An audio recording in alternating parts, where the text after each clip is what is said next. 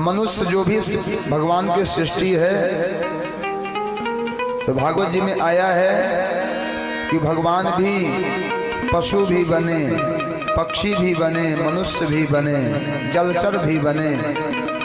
भगवान ने स्वयं 24 अवतार धारण करके सबको भगवान ने संतुष्ट किया है। और उन्हीं 24 अवतारों की संपूर्ण कथा भागवत जी के 12 स्कंद पर्यंत है। अब भागवत जी में तो 24 अवतार ही आए, लेकिन संतों ने कहा भैया 24 अवतार भगवान के हैं ही नहीं, तो क्या है भगवान कितने अवतार हैं? हरि अनंत हरि कथा अनंता,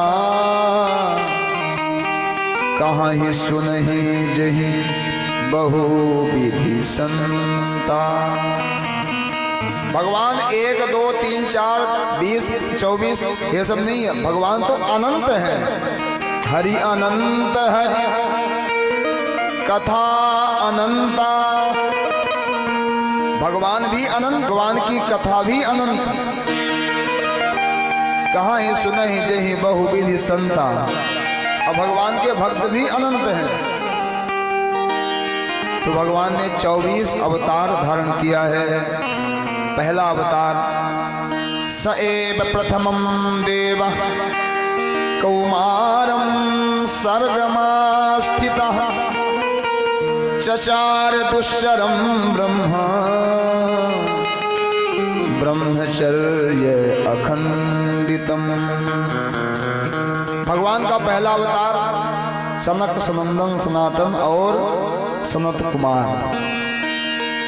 यूं कहें तो भगवान का पहला अवतार क्या है? कथा का अवतार है, क्योंकि सनकादिक कौन है? कथा ही है। उनका काम क्या है? कथा कहना और कथा सुनना। 4 भाई हैं। ब्रह्मा जी के मन से जब प्रकट हुए सनकादिक ऋषि, ब्रह्मा जी ने कहा जाओ पुत्रों सृष्टि का विस्तार करो। सनकादिक ऋषियों ने कहा भैया ये हमारे बस की बात नहीं है, हम तो भगवान की कथा कहेंगे। तो ब्रह्मा जी ने कहा कि बड़े बड़े वक्ता तो मारे फिर रहे हैं, तुम्हारी कथा कौन सुनेगा भला? सनकादिक ऋषियों ने कहा हमें किसी श्रोता की आवश्यकता नहीं है। 1 भाई कथा कहेगा और 3 भाई सुनेंगे। जब 1 भाई थक जाएगा कथा कहते कहते, फिर 1 भाई कथा कहेगा, 3 भाई सुनेंगे। तो भगवान का प्रथम अवतार कथा ही है। तो ऐसे भगवान सनकादिक के रूप में भगवान का प्रथम अवतार हुआ है। द्वितीयं तु भवायस्य रसातल गतामहि, उद्धरिष्यन्नुपादत्त यज्ञेशः सौकरं वपुः। हिरण्याक्ष का आतंक, हिरण्याक्ष ने पृथ्वी का भी हरण कर लिया। ब्रह्मा जी परेशान कि जब पृथ्वी ही नहीं रहेगी, ये मैं सृष्टि का विस्तार कहाँ करूंगा? उसी समय ब्रह्मा जी के नासिका से एक छोटा सा जीव प्रकट हुआ। देखते देखते हुए विशाल कार 12 रूप में प्रकट हुआ है। वही भगवान 12 जा करके हिरण्याक्ष का वध करके और पृथ्वी को अपने नथुने पर स्थापित करके पुनः पृथ्वी को स्थापित किए हैं। तब से पृथ्वी विष्णु पत्नी बन गई। बोल बाराह भगवान की। तृतीयामिषि सर्गम चा देवर्षित्यामुपेत्य सह। तीसरा अवतार देवर्षि नारद जी का अवतार है। ज्ञानम ददात सह नारद, जो ज्ञान देने वाले हैं वो है नारद है। नारद कौन है? गुरु रूप है नारद जी का। ऐसे गुरु जो अपना नाम प्रकट नहीं करते, अपने शिष्यों को नारद जी ने आसमान पर बैठा दिया, लेकिन स्वयं बेचारे छिपे हुए हैं। कल पूज्य गुरुदेव भगवान बता रहे थे ना कि नारद जी का नाम भी कोई नहीं रखना चाहता, लेकिन नारद जी कौन है? गुरुदेव है। गुरुदेव कौन होते हैं? विद्यावान होते हैं। विद्वान और विद्यावान दोनों में अंतर है। विद्वान तो रावण भी था, लेकिन विद्यावान कौन है? विद्यावान गुणी अति चातुर, राम काज करिबे को आतुर। विद्यावान कौन है? हनुमान जी हैं। अब विद्वान तो भैया रावण भी विद्वान है। तो ऐसे गुरुदेव क्या है? विद्यावान है। ऐसे विद्यावान जो अपनी विद्या से दूसरे को आलोकित कर दें, दूसरे को प्रकाशित कर दें, स्वयं भले छिपे रहें लेकिन दूसरे को प्रकाशवान बना दें, वही तो विद्यावान है। तो नारद जी कौन है? ज्ञान के दाता हैं। अगर नारद जी नहीं होते तो ना भागवत जी की कथा होती और ना वाल्मीकि रामायण होती, ना ये सारे पुराण होते, क्योंकि नारद जी क्या है? भगवान के मन है। जो भी कथा आप सुनोगे उसमें नारद जी का नाम अवश्य हो। ऐसे कोई कथा नहीं जिसमें नारद जी का नाम ना हो। यहाँ तक कि भगवान ने भगवत गीता में किसी का नाम नहीं लिया। भगवान ने अपने मुख से भगवत गीता में किसी का नाम नहीं लिया अर्जुन के अलावा, लेकिन भगवान ने वहां भी नारद जी का नाम लिया। तो ऐसे नारद जी का तीसरा अवतार है और नारद जी का केवल एक ही काम है, वीणा लेकर के हरि का नाम सुमिरन करना। देवदत्त मिमां वीणा स्वर ब्रह्मा विभूषिता मूर्छयित्वा हरि कथा गायमाना शराम्यहम्। ये संगीत क्या है? ब्रह्म है। संगीत भी ब्रह्म का स्वरूप है, संगीत सामवेद है।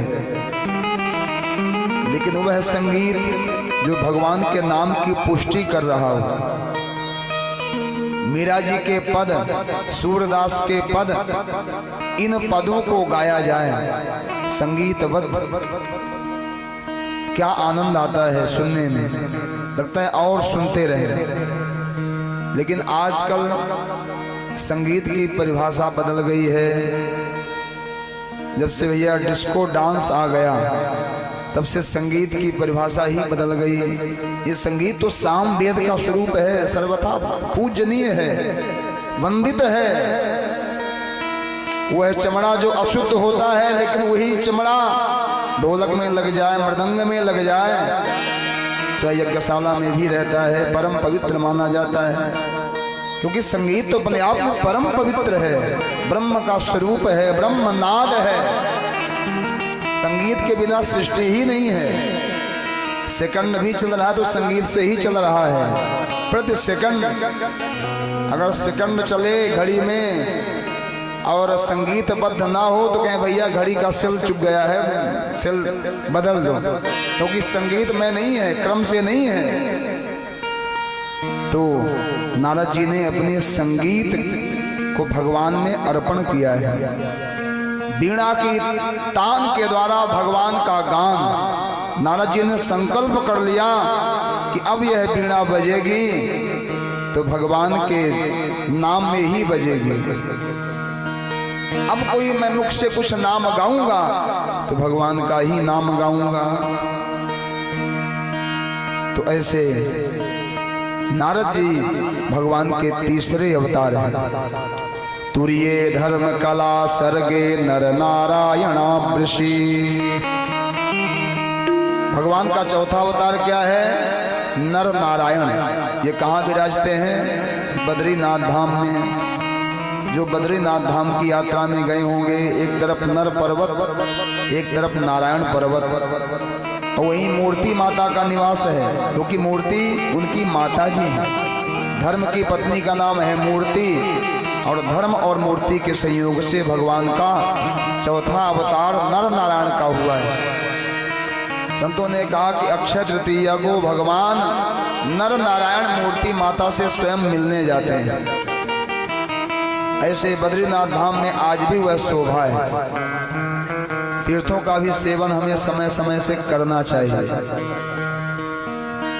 क्योंकि तीर्थों में जाने से हमारे चरण, हमारे पैर पवित्र हो जाते हैं, और पैर पवित्र हो गए जो सबसे नीचे है उसका प्रभाव फिर मस्तक तक पड़ेगा। तो कहने का मतलब है कि तीर्थों का सेवन करें। तो भगवान का चौथा अवतार तुरीय धर्म कला सर्गे नर नारायणावृषि। भगवान का पांचवा अवतार पंचमः कपिलो नाम सिद्धे सह काल विप्लुतम प्रोवाच सुरये सांख्यम तत्वग्राम विनिर्णयम। सिद्धों के स्वामी भगवान कपिल भगवान का पांचवा स्वरूप है, पांचवें अवतार हैं, जिन्होंने अपनी माता देवहूति को सांख्य तत्व का ज्ञान दिया। ऐसा ज्ञान भागवत जी में आया है, आप आगे श्रवण करेंगे। माता जी को स्वयं माता जी यजमान बनी हैं और पुत्र कपिल बन करके भगवान स्वयं माता देवहूति को सर्वस्व ज्ञान प्रदान किए हैं। योग आध्यात्मिक पुंसाम, संपूर्ण ज्ञान कपिल भगवान ने माता जी को प्रदान किया है। छठवां अवतार अत्रि अनसुईया के संयोग से भगवान दत्तात्रेय हुए हैं। षष्ठे अत्रेर प्रत्यत्वम वृतः प्राप्तो नसु